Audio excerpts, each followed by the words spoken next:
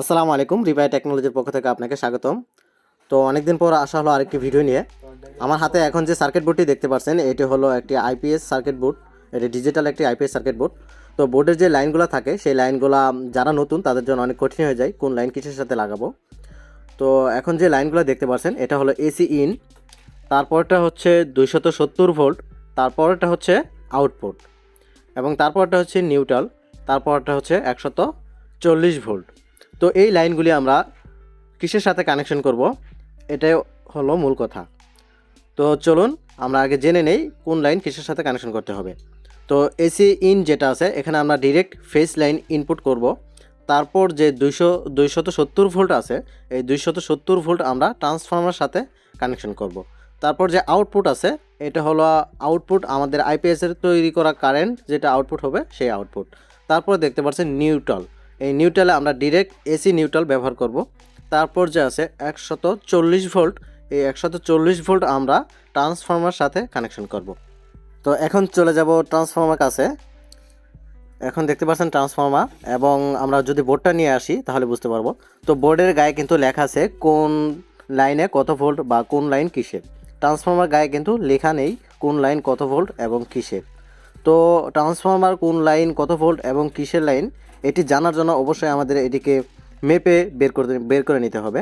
তো কিভাবে মেপে বের করবেন, আমি যে এখন লুপটি ধরে আছি, এই লুপটি ভিতর থেকে আসছে, তার মানে এটি শুরু প্রান্ত।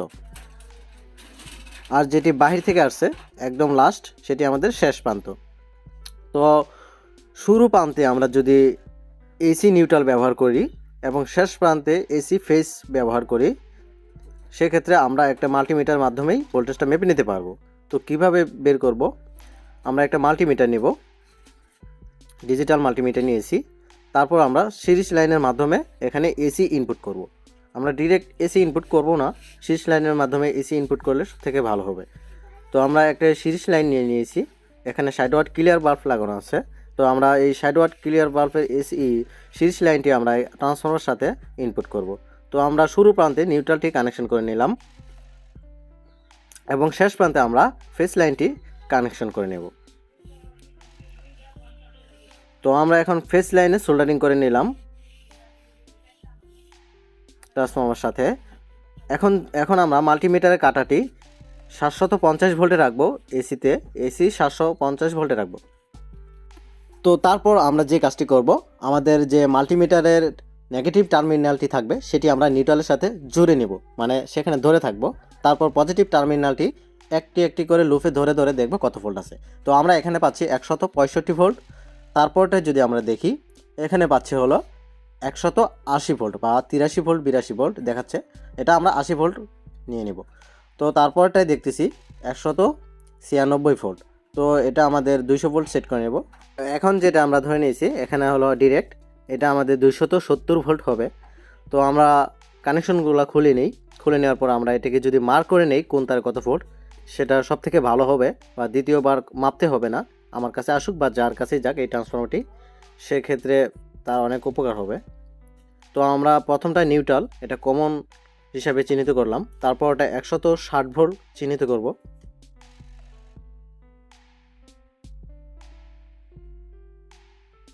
একশত 80 ভোল্ট মার্ক করে নেব। তো তারপর যেটা আছে এটা আমরা 200 ভোল্ট মার্ক করে নেব। তো এই শেষেরটা আমরা 270 ভোল্ট মার্ক করে নেব। 160 ভোল্ট, 180 ভোল্ট, 200 ভোল্ট, 270 ভোল্ট। তো এখন দেখতে পাচ্ছেন যে আমাদের মার্ক করা শেষ। এখন আমরা সহজেই বুঝে যাব কোন লাইনটা কিসের সাথে লাগবে।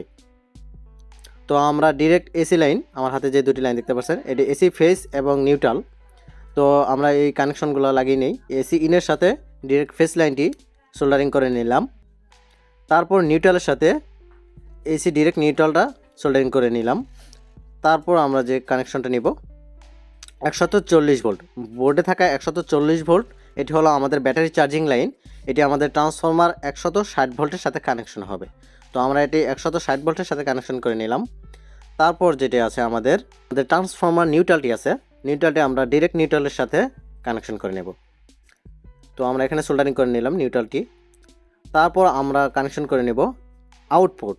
আমাদের যে আউটপুটটি হবে আইপিএস সার্কিট বোর্ড থেকে যে কারেন্টটি আউটপুট হবে সেই আউটপুটের লাইনটি আমরা আউটপুটের সাথে কানেকশন করে নিলাম। তারপর আমরা লাগাবো হলো 270 ভোল্ট। তো আমরা 270 ভোল্ট সোল্ডারিং করে নিলাম। এই 270 ভোল্ট আমাদের ট্রান্সফর্মার 270 ভোল্ট এখানে কানেকশন করে নিতে হবে। তো দেখতে পাচ্ছেন যে অবশ্যই কমপ্লিট আমাদের কাজটি, এখানে আর কোনো কাজ নেই। এখন আমরা ট্রান্সফর্মার উপর পাশে চলে যাব। এই যে ব্যাটারি সেকশন, এই দুটি লাইন আছে, এই দুটি লাইন আমরা 2 হিটসিনের উপরে লাগাবো। তো ট্রান্সফর্মার যে দুটি লাইন আছে একটি এই দুটি লাইন আমরা 2 হিটসিনের উপরে লাগাবো। তারপর আমরা মিডলের যে ওয়্যারটি আছে এখানে আমরা ব্যাটারি পজিটিভটি কানেকশন করে নেব। তো এই যে দেখতে পাচ্ছেন যে এই ব্যাটারি পজিটিভটি এখানে আমি কানেকশন করে নিয়েছি, ঠিক এই জায়গায় আপনারা ব্যাটারি পজিটিভটি কানেকশন করে নেবেন। ব্যাটারি নেগেটিভটি আমরা কোথায় লাগাবো? এই যে 2 হিটসের মাঝখানে রেজিস্টরের শেষ প্রান্ত যেটা আছে, এই যে দেখতে পাচ্ছেন এই জায়গাটা, ঠিক এই জায়গাটায় আমরা ব্যাটারি নেগেটিভ কানেকশন করব। আবারও দেখেন যে 2 হিটসের মাঝখানে রেজিস্টরের শেষ প্রান্তে যেই এই পাশে যে প্লেটটি আছে এখানে আমরা ব্যাটারি নেগেটিভ কানেকশন করব। তো এখন দেখুন ঠিক এই জায়গায় এইভাবে ব্যাটারি নেগেটিভ কানেকশনটি আমরা সোল্ডারিং করে লাগিয়ে নেব।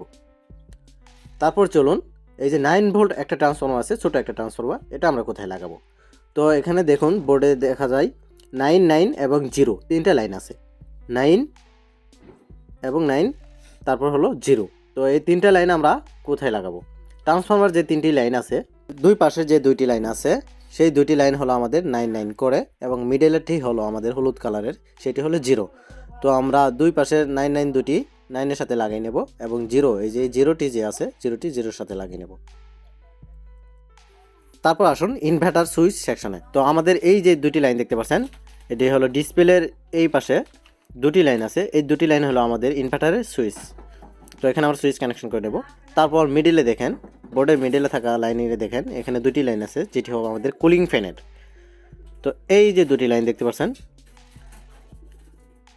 এই দুটি লাইন হলো আমাদের কুলিং ফ্যানের। তো আমি এখন কুলিং ফ্যানের লাইনটি কানেকশন করে দেখাই। তো এই লাইনটি আমাদের কুলিং ফ্যানের লাইন, এই লাইনটি আমাদের ঠিক এই জায়গায় কানেকশন হবে। এখন আইপিএসটি আমি সম্পূর্ণ কানেকশন করে রান করে দেখাবো বা ফিটিং করে ফেলবো। তো এই যে আমাদের নেগেটিভ লাইনটি, এখানে আমি ব্যাটারির নেগেটিভ লাইনটি লাগাই নেব। তো দেখতে পাচ্ছেন যে এখন আমি সোল্ডারিং করে লাগিয়ে নিচ্ছি, আপনারা এখানে সোল্ডারিং করে লাগিয়ে নেবেন, খুব ভালোভাবে সোল্ডারিং করবেন যাতে ছুটে না যায়। তো এই যে হলো ব্যাটারি নেগেটিভ লাইন, তো আমি ব্যাটারি নেগেটিভ লাইন সোল্ডারিং করে লাগিয়ে নিয়েছি। তারপর আমরা বোর্ডটি ফ্রেমে আটকে নেব। তো এখন দেখতে পাচ্ছেন যে 9 ভোল্ট ট্রান্সফর্মার কানেকশনটি এখন আমরা কানেকশন করে নেব। তো আমরা 9-এর সাথে 9 কানেকশন করে নেব। আমি প্রথমে 0-এর সাথে 0 কানেকশন করে নিচ্ছি। তারপর নীল কালারের যে দুটি তার আছে এটি আমাদের 9 ভোল্ট করেছিল, এটি আমরা 9-এর সাথে এক, আবার আরেকটি 9-এর সাথে আরেকটি লাগিয়ে নেব।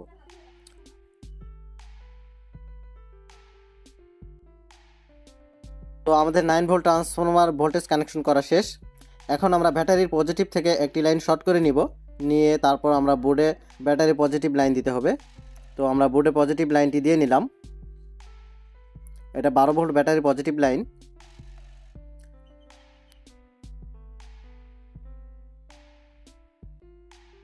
এখন আমরা যে ট্রান্সফর্মার যে দুটি লাইন আছে হিটসিনের উপরে লাগাবো, সেই দুটি লাইন আমরা লাগিয়ে নেব। তো এই যে দেখেন এখানে লাইন আছে, একটি ছিদ্র আছে হিটসিনে। তো হিটসিনে আমি এখানে স্ক্রু দিয়ে লাগিয়ে নিয়েছি। তারপর আমরা এখানে আরেকটি লাগিয়ে নেব, দুটি লাইন 2 হিটসিনের উপরে বলছিলাম, তো দুটি লাইন 2 হিটসিনের উপরে লাগিয়ে নিয়েছি। তো দেখতে পাচ্ছেন ঠিক এইভাবে আপনারা লাগিয়ে নেবেন, কোনো সমস্যা নেই। তো এই যে আমাদের কুলিং ফ্যানের লাইনটি আমরা মিডলের লাইনের সাথে কানেকশন করে নিলাম। তো দেখতে পাচ্ছেন যে এখানে আমরা এসি এবং নিউট্রাল কানেকশন করে নিয়েছি, তারপর আউটপুট আমরা কানেকশন করে নেব।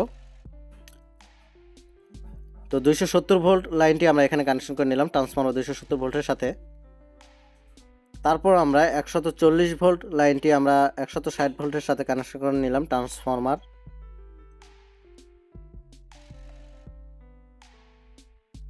তো এখন আমরা আইপিএস এর নিউট্রাল এবং ডিরেক্ট ফেস লাইনের নিউট্রাল এবং ট্রান্সফর্মার নিউট্রাল সমস্ত নিউট্রাল একত্র করে সোল্ডারিং করে নেব। তো দেখতে পাচ্ছেন যে আমি একত্র করে সমস্ত নিউট্রাল একত্র করে সোল্ডারিং করে নিয়েছি। তারপর আমরা যে আমাদের ইনভার্টার সুইচ আছে, সুইচটি এখন আমরা সোল্ডারিং করে কানেকশন করে নেব। তো আমরা সুইচটি সোল্ডারিং করে কানেকশন করে নিয়েছি এবং আমাদের যে ডিসপ্লে আছে ডিসপ্লে লাইনটি এখন আমরা কানেকশন করে নেব। তো আমাদের আইপিএস কানেকশন কমপ্লিট হয়ে গেছে। এখন আমরা ব্যাটারির লাইন দিলে আমাদের আইপিএস রান হয়ে যাবে। তো আমরা ব্যাটারি কানেকশন করে নেব। ব্যাটারি কানেকশন করে নিয়ে আমরা আউটপুটের ভোল্টেজটা মেপে নেব যে কত ভোল্ট বের হচ্ছে এবং কত ভোল্ট আমাদের রাখতে হবে একটি ডিভাইস চলার জন্য, ডিভাইস ঠিকমতো চলার জন্য কত ভোল্ট আউটপুট রাখতে হবে। তো তার জন্য আমরা একটি ডিজিটাল মাল্টিমিটার নিয়ে নিলাম, আর এটি আমরা এসি 750 ভোল্টে রাখছি। তারপর আমরা এখন নিউট্রালের সাথে নেগেটিভ টার্মিনাল ধরে তারপর আউটপুটের সাথে আমরা মেপে নিব। তো এখন আমরা মেপে নিচ্ছি, দেখি কত ভোল্ট আউটপুট হচ্ছে। তো এখানে দেখতে পাচ্ছি যে আমাদের 245 ভোল্ট আউটপুট আসছে। তো 240 থেকে 45 ভোল্টের মধ্যে রাখবেন যে কোনো আইপিএসের আউটপুট ভোল্টেজ, তাহলে যে কোনো ডিভাইস আপনারা যদি সেখান থেকে ইউজ করেন তাহলে সেটা নষ্ট হওয়ার সম্ভাবনা খুবই কম থাকবে। যদি 50 ভোল্টের উপরে রাখেন তাহলে ডিভাইসগুলো নষ্ট হয়ে যাওয়ার সম্ভাবনা বেশি থাকবে। এখন যে ভিআরটি দেখতে পাচ্ছেন এই ভিআরটি হলো ভোল্টেজ কমানো বাড়ানোর জন্য আউটপুট ভোল্টেজ। তারপরের যে ভিআরটি আছে